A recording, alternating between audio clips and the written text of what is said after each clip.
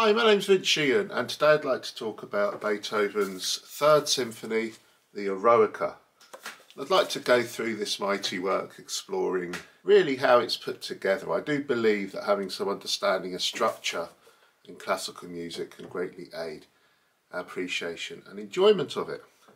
Now, this is one of those great symphonies which needs little introduction. It really did expand and change forever what we thought was possible with the symphony. Beethoven, by the second symphony, was already pushing the boat out, as it were, pushing the boundaries. But with the third, he really goes into another level. And the whole piece is just on a bigger dimension. Now, famously, this symphony, which was Beethoven probably began to get ideas for it in 1802, but it wasn't completed until 1804, where it received a few kind of private performances, and it received its public premiere at the Theater an der Wien on the 7th of April 1805. And it seems people just didn't get it to begin with. The critics just felt it was overlong. Beethoven was perhaps being obscure for obscurity's sake. People did remark on the beauty of many passages. That the Eroica was a real watershed in the symphony's development, and it's quite understandable how people were a bit confused or a bit bewildered by it to begin with. But of course, over the years, it's been seen as just one of those true cornerstones of Western culture. And for my money, I think it's actually the greatest symphony Beethoven wrote and probably ever written. That or Brahms' Fourth Symphony. Watch my video on that for my views on that great work. Now, famously, of course, Beethoven originally dedicated this symphony to Napoleon Bonaparte, and then but when he crowned himself emperor, Beethoven furiously scribbled out the dedication with such force that he actually put a hole in the paper. Since then it has become known as the Heroic Symphony, or the Eroica. Beethoven had a bit of an ambivalent view on Napoleon Bonaparte, so Beethoven was full of extremes, you know, in terms of his temperament and I guess his emotions, and it seems the same as how he felt about Napoleon.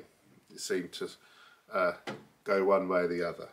But anyway, this work has forever been associated with Beethoven's rejection of Napoleon as self-proclaimed emperor. But the work does have undeniably a heroic quality and dimension to it. The work's in E flat, that heroic key, and the first movement is just a mighty movement in this expanded sonata form, filled with ideas. It's a supreme work of genius on its own, just the first movement. In 3/4, and we begin with that summons to attention of those E flat chords. Cellos.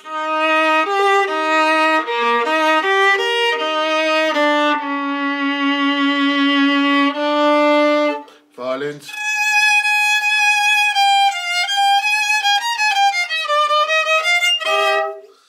Something like that. Then the woodwinds play. Da, da, da, da, da, da, da. That unforgettable melody is just really just based on an E flat major triad.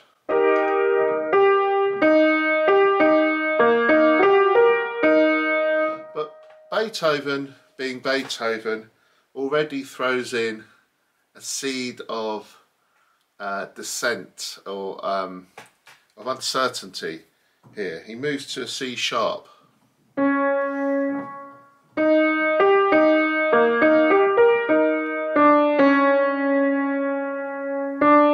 Bringing it back to E flat.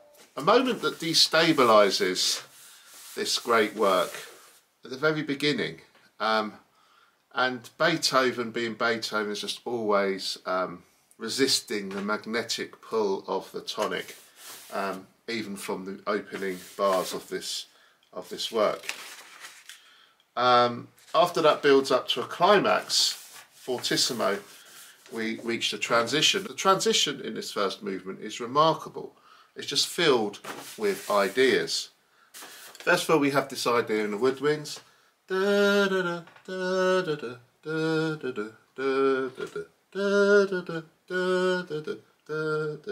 And then we have this new rising idea.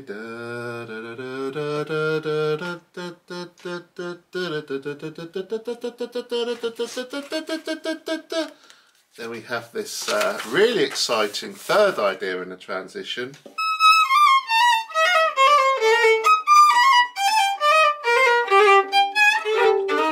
Etc. And then eventually we reach B flat major, the dominant, and we're into this rather placid theme on the woodwind.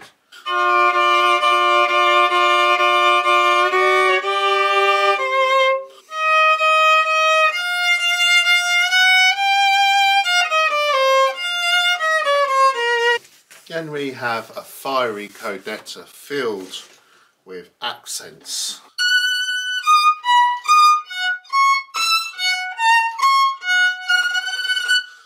Da da da da da da da da da da. Those accents on those second beats there really make this music so exciting. And then we have some reminiscences of the first subject during this Codetta. And then I like it when the exposition's repeated. I think such a mighty work deserves the exposition repeat. The development is fascinating as well. It starts to develop those transition ideas. You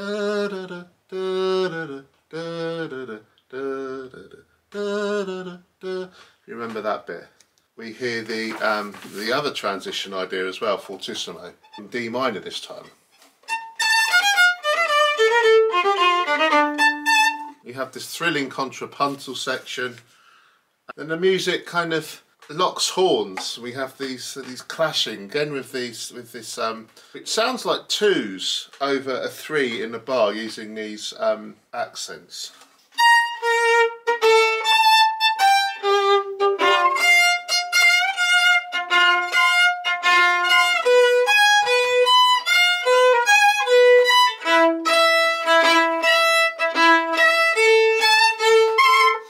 Etc. And then the music really does clash in a really dissonant way, and this climax, like gears are locked together and it needs oil, and then all of a sudden out of that comes this new idea, a new idea in the development. What an innovation. And the oboes, we hear it first.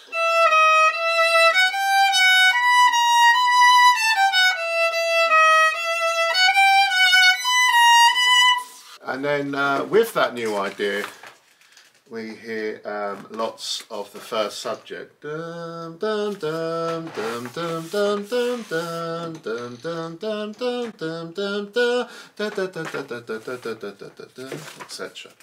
And then the music dies down, and we can sense the return to the tonic. The recapitulation is just around the corner, but Beethoven kind of strings us out. He expands it, and we're just waiting and waiting for that moment of release. And then this marvellous surprise, the horn comes in. It seems a couple of bars too early, which just gives this wonderful effect of the recapitulation and the end of the development kind of colliding. And it's just so exciting, and to this day just sounds so modern. And then before we know it, we're back into back to the recapitulation. We have the transition, which is altered this time, and we come to the second subject, and the Codetta.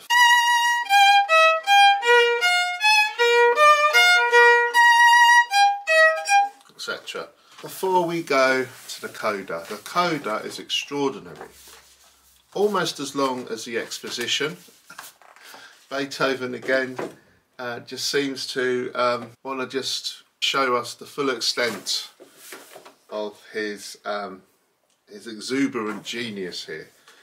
And although we've established a tonic key in the Recapitulation, Beethoven goes off into other harmonic territories again. It's almost as if this Coda is another development into D flat major.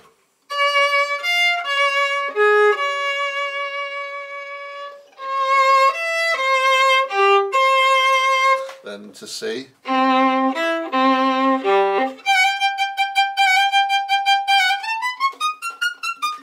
Etc.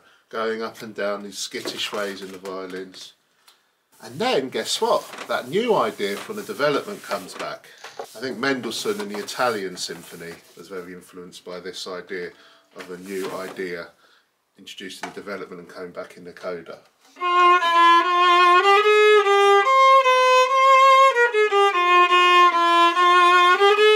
you remember that? Then eventually Beethoven brings us back to a resounding E flat major, where this remarkable first movement of this most remarkable heroic symphony ends. The second movement is famously a funeral march, and it has to be said the likes of Bruckner and Mahler and others emulated this movement to some degree in various movements in their symphonies. Think of the opening of Mahler's Fifth or the slow movement of Bruckner's Seventh, for instance. And it's an incredibly expressive and beautiful movement which really plumbs the depths of the human condition, to put it in perhaps a slightly pretentious way. We begin with the funeral march theme itself, and by the way, the form for all of the movements are down below in the description. So the first violins begin pianissimo, the funeral march tune.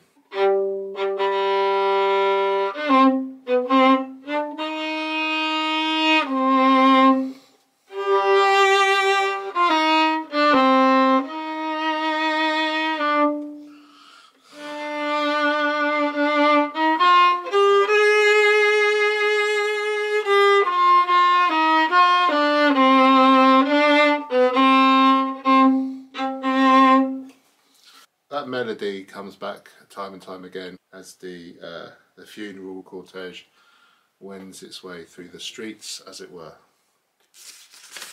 The melody has an additional phrase.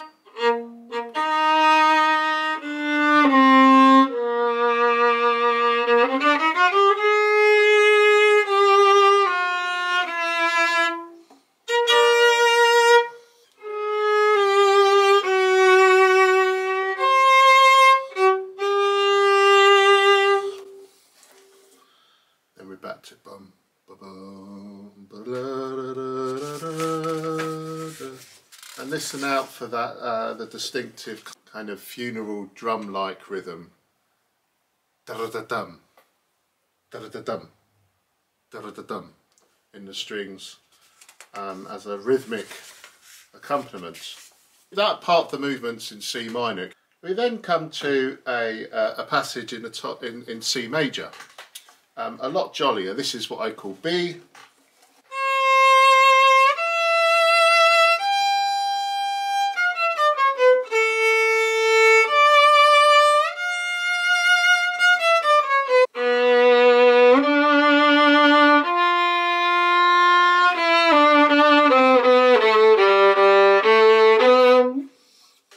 The music gets very militaristic, a bit like Beethoven's Fifth Symphony in the slow movement there. And listen out for the delightful triplets, which run throughout the accompaniment. Then we go back to the funeral march theme again.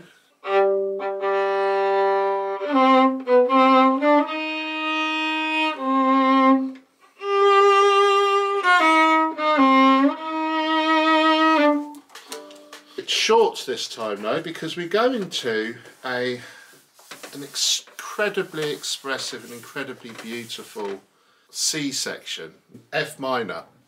And in the second violins we hear a fugue theme.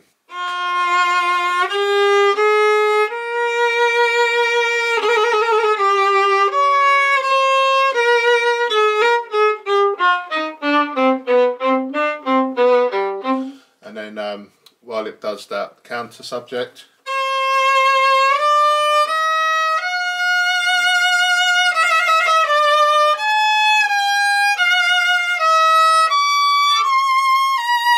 and then back to the fugue subject in the tonic, in the cellos and violas.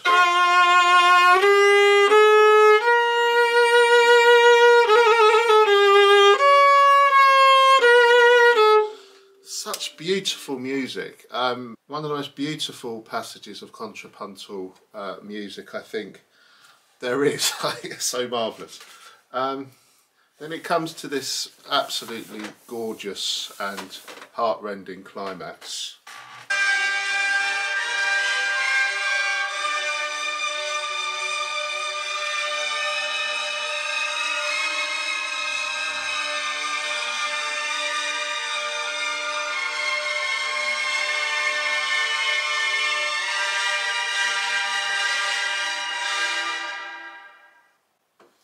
Doesn't get much better than that, does it? After this glorious passage, we go to the back to the theme again, the main funeral march theme, and the Coda gives a surprise right at the beginning. We seem to be a bit like the Coda to the first movement. We seem to be shifting key again. We're heading for the submedian A flat, but. I love that passage actually. It's such a beautiful brief modulation there, but then sure enough it goes back to the C minor funeral music at the close of this exquisite movement. The scherzo is filled with unbridled energy, typical ABA structure, ternary structure. It begins like this, really propels the music. Much imitated, I think, by other composers. I think Tchaikovsky drew on this rhythmic idea for the march movement in his 6th Symphony. If you listen to that, how the strings start that movement. And then the theme itself comes out on the oboes. That idea is thrown around the orchestra. Always with that, and then Beethoven throws us a surprise with this this kind of Scotch snap idea. Notice those accents on the weak beats of the bar again, like in the first movement. And then we go to the trio, and I love the trio. With the trio, the 3 horns are the star of the show. They're like 3 drinking buddies, kind of a bit worse for wear after a heavy night in a Viennese bar, let's say.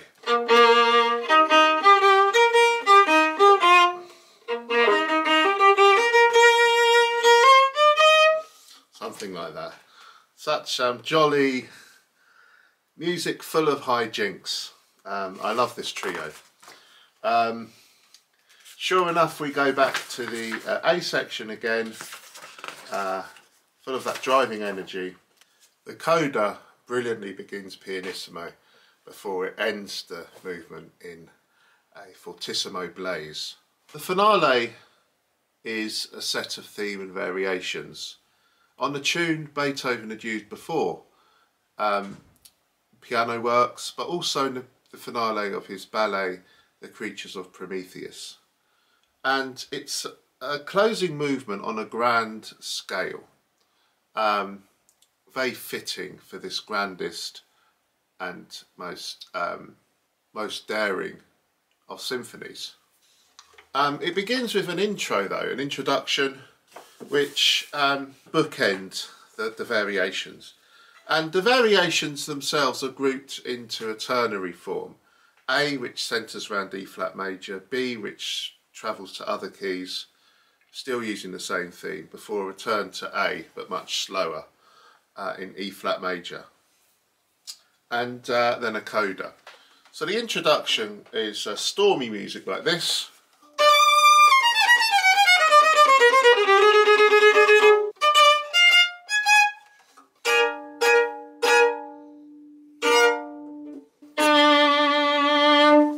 And then we have the first group of variations around E flat, and we have this very simple, almost childlike theme in the pizzicato strings.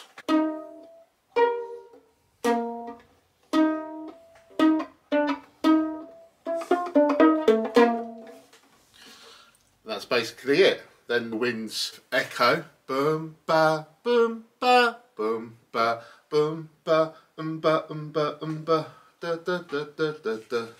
And then the strings weave a texture around that in the first variation, and soon I guess the theme proper comes up, which fits in over that pizzicato tune.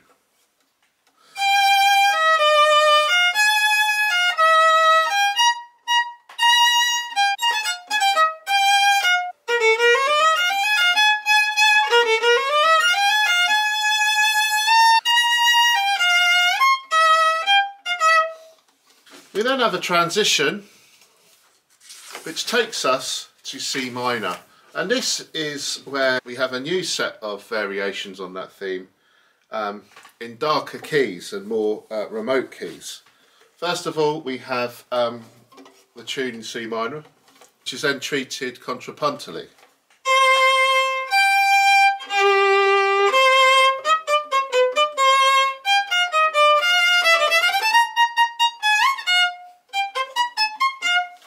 And then in the second violins,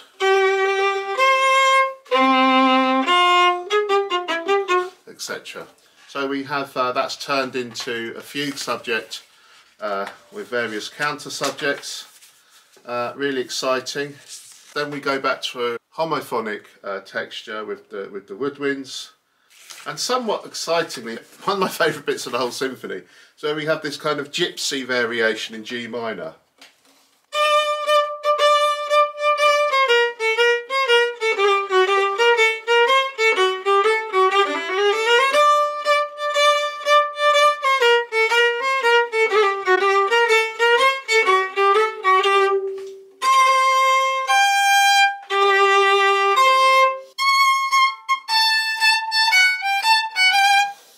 I find this passage so rousing, so stirring.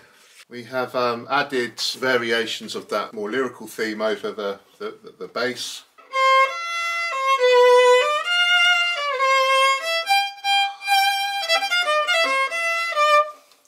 Etc. Before the music eventually takes us back to E flat major, and the music's slower here. And there's this sense, I think much emulated by other composers, of an apotheosis of the whole, a culmination, a consummation perhaps, of the whole symphony coming here with this slow passage. And the oboes, we hear this.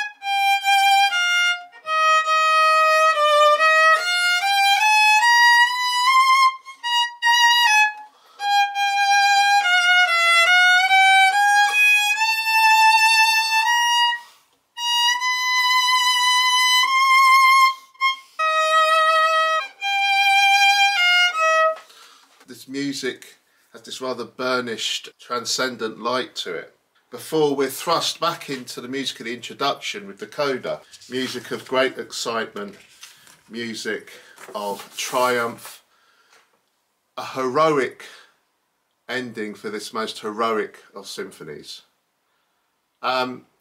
Please click like and subscribe if this is your kind of thing. If there's any piece you'd like me to dissect and look at closely, please put it in the comments below, and I'll endeavour to do my best to get round to it. Thanks for watching, and bye.